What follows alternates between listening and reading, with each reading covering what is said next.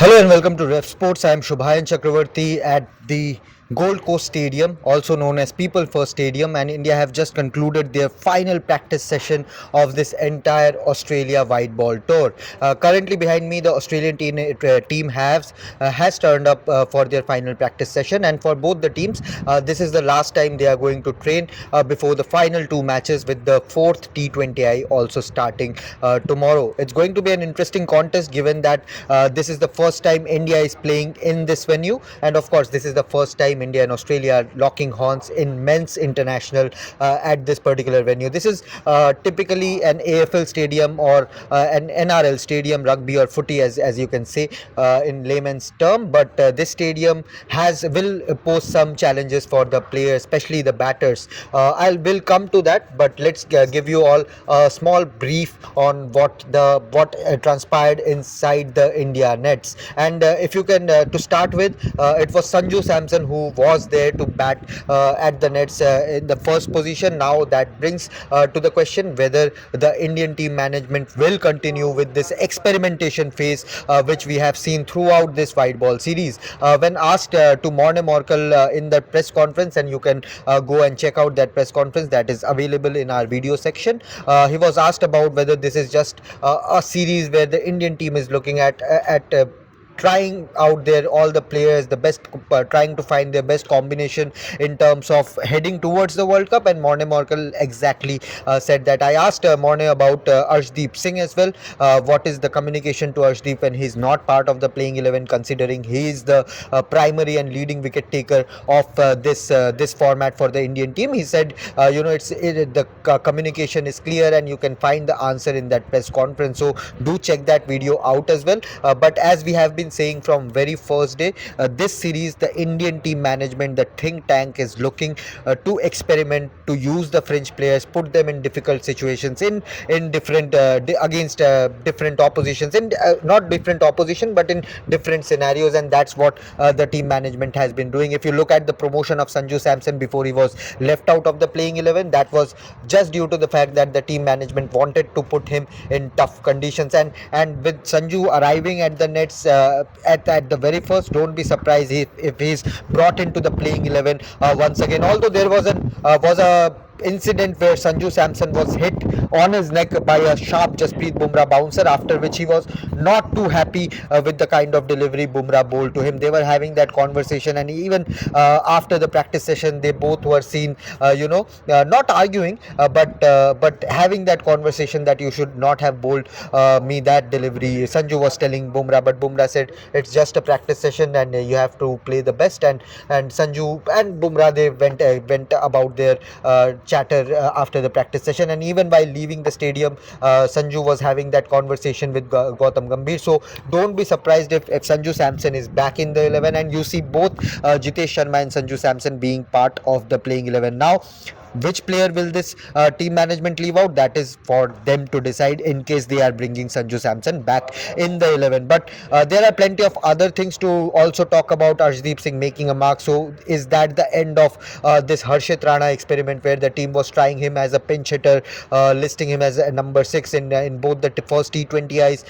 where Harshit was promoted ahead of Shivam Dube to bat out, and he did score 35 odd runs of 33 deliveries in the second T20I. So this Harshit Rana experiment with Arshdeep Singh coming and picking up 3 wickets, player of the match, is this the end of Harshit Rana, the pinch hitter, or the experiment that was going on with him? You might see both Arshdeep and Harshit also playing in, so you never know. And this ground will also particularly help the pacers who bowl hit the deck deliveries, who bowl short of the length, back of the length deliveries, and I'll explain why so in the coming part, in the second half of this video. But talking about the team combination as well, you might see Nitish Reddy in the 11. This is the only, next couple of games are the only opportunities for Nitish Reddy and the team management to see whether he he can be fit into the scheme of things as the backup all-rounder. Yes, there is Shivam Dube already, and with some strong performances of late, but Nitish Kumar Reddy, I think, is a better bowler than Shivam Dube, although Shivam Dube, to his credit, has been excellent, especially in the Asia Cup, where he even shared the new ball in the absence of Hardik Pandya with Jasprit Bumrah.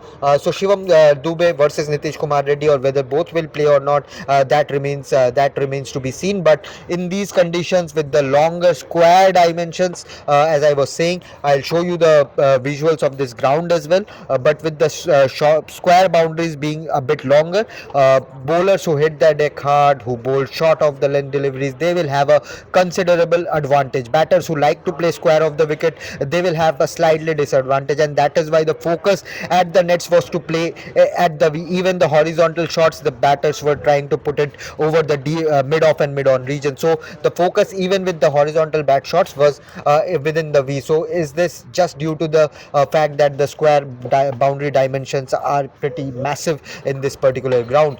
Coming to the different aspect, Jasprit Bumrah bowled full tilt, looked really good, was bowling some sharp short ball deliveries, and even Arshdeep Singh, who is generally a floater and likes to bowl full, he was also banging the delivery shot. So clearly the Indian team management could look to have a plan for the Aussie batters, bowl them short, let them hit the boundaries towards the square of the wicket and clear the longer boundaries. So that plan could be used for both the teams. Even the Aussies, I am pretty sure the likes of Xavier Bartlett and others, Xavier Bartlett being a local here, he would know what kind of bowling is needed at this particular venue, and don't be surprised if the pacers are seen banging short and making the batters play square of the wicket. So that is one part of the practice session. Sanju Samson, as I said, started, and there's a bit of pressure on Shubman Gill as well, after he has not gotten a lot of runs after coming back into this T20I system.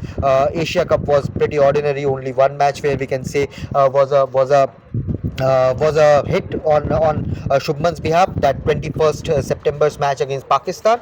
But since then he has not really kicked on. Canberra, he looked really good, but unfortunately it rained for him. But the pressure would be mounting on Shubman Gill, although he has been looking very happy, very chirpy, joking around with teammates when the team trains, particularly the footy drills and the practice drills. Everyone has a ball out there. So for particularly in Shubman Gill, it's good to be in a good mindset, but he needs to convert what he's doing out there at the nets, where he always looks in good touch, but he needs to start converting those practice sessions into match times and match runs in this particular format. In ODIs and in test cricket, he's one of your best bets, but in T20I format, with people bringing in Yashasvi Jaiswal also into the chatter, I think pressure will be on Shubman Gill to get some runs, and especially before the South Africa tests back at home. So for him, it would be important to finish this series on a high and get some runs under his belt.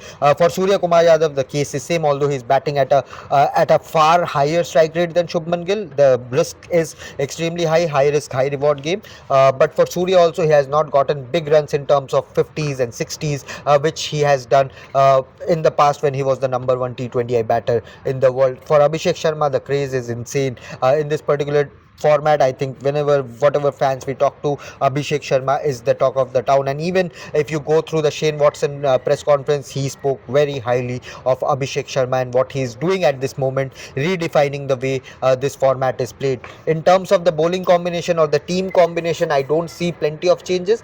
Maybe you might see Sanju Samson come into the mix, but in whose place will you drop an Abhishek Sharma, with whom you know that he is a sorted player? He will be one of your first names in the team sheet, just to give a run to Sanju Samson in the top of the order? Or will you drop Shubman Gill and say no, you need a break before this? But I don't think if that was the case, he would have been sent back home to start the preparation for the test series. So Shubman, I think, will start along with maybe Sanju or Abhishek. That's my bet, unless you are dropping a Tilak Verma, which would be tad unfair, although it's all part of the experimentation phase. I am expecting Jitesh Sharma to continue.